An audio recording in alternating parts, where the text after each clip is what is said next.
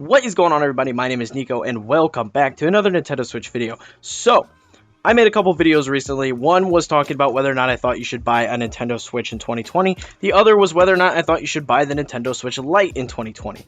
So, now we're going to compare the two systems. We're going to be comparing these two right here. I got my turquoise Switch Lite and I got my standard Nintendo Switch. This is the base model. It's not the one with the updated battery life.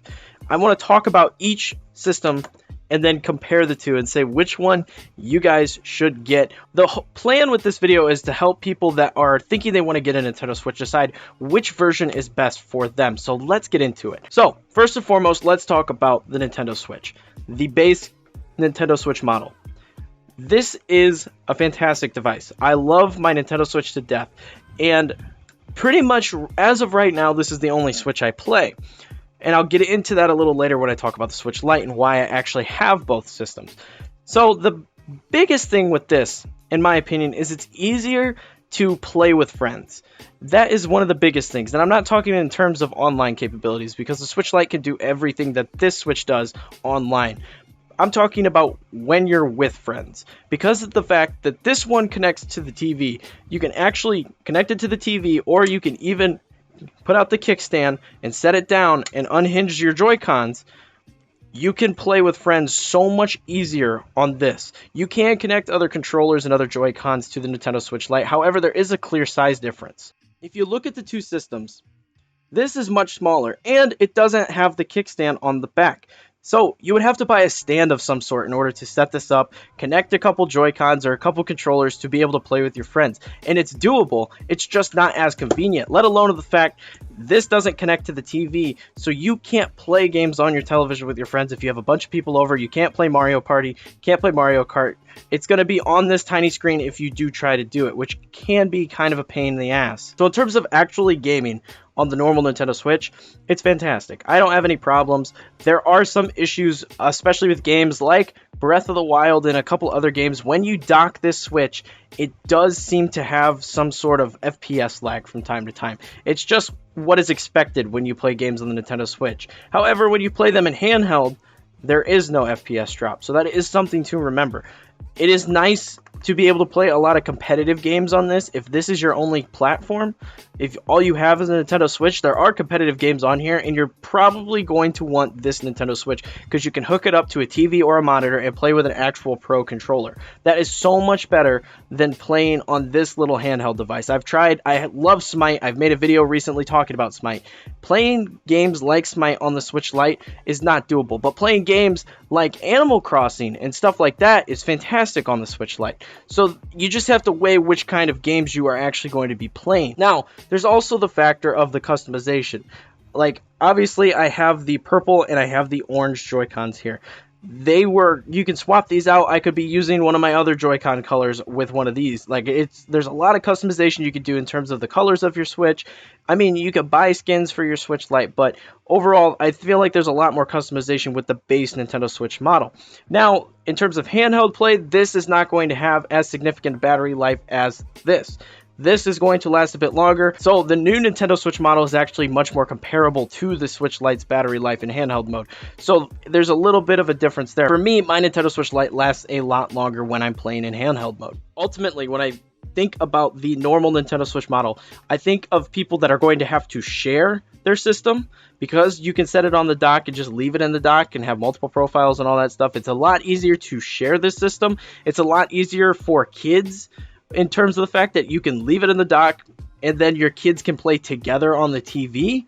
That is a lot better for kids. This is a lot better for competitive gaming because, like I said, it all goes back to the TV with this Switch. You can hook it up to the TV or to a monitor and play, and it's a lot closer, and you can actually play with a real controller instead of the Joy-Cons. This is a big game-changing thing for competitive games. And then this is more of an exclusive thing.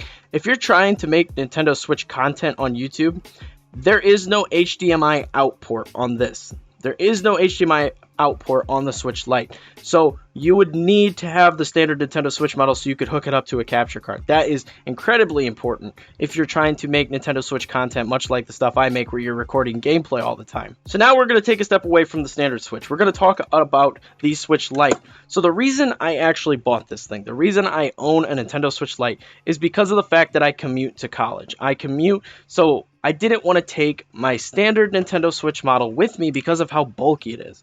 Granted, you could take a normal Nintendo Switch on the go with you. It's really not a problem if you have a case. I just have a YouTube channel. I didn't want to break this on the go and then not be able to put out Nintendo Switch related videos on my channel anymore. That is a big thing for me. So when they announced the Switch Lite, I was all over it. I hopped on, bought it day one. I picked it up, lovely turquoise. I wish the salmon was out at the time I got this. But this is really for people that are on the go all the time. Like I said, you're not going to want to be playing competitive games on this. It is super comfy, and granted, I have a satisfied grip on this. It makes it 10 times better having a satisfied grip.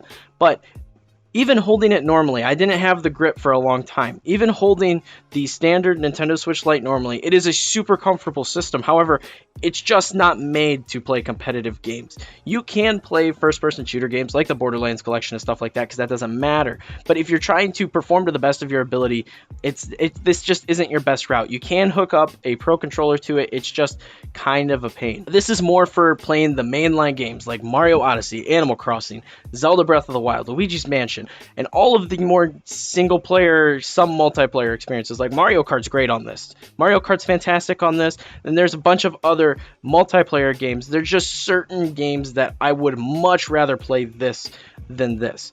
Now, one thing to note is that I mentioned earlier that when you have the Switch docked, there are some performance issues when you're playing games. And with this, because it's always in handheld, which seems to be where games always perform the best, you don't have that problem, which is fantastic. I love playing games on this. This is where I've played the Outer Worlds exclusively because that port is not good at all. That is a very poor port to the Nintendo Switch. So I've played my entire playthrough on here because it looks and runs better on the Switch Lite. And that's just because of the way the game was ported and the graphical fidelity of this game. It just runs a whole lot better in handheld mode, so I've played exclusively over here. Now there's a $1 million question. Should you have both systems? Should you own both Nintendo Switch systems?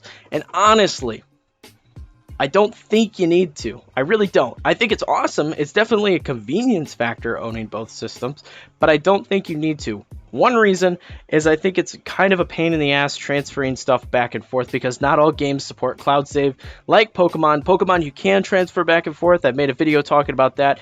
However, games like Animal Crossing don't support cloud save and you can't transfer your island to another Switch device. So it's kind of a pain in terms of those games. It's also just, it's more money that you don't necessarily need to spend. This combined was a total of $500. $300 for this Switch, $200 for this Switch.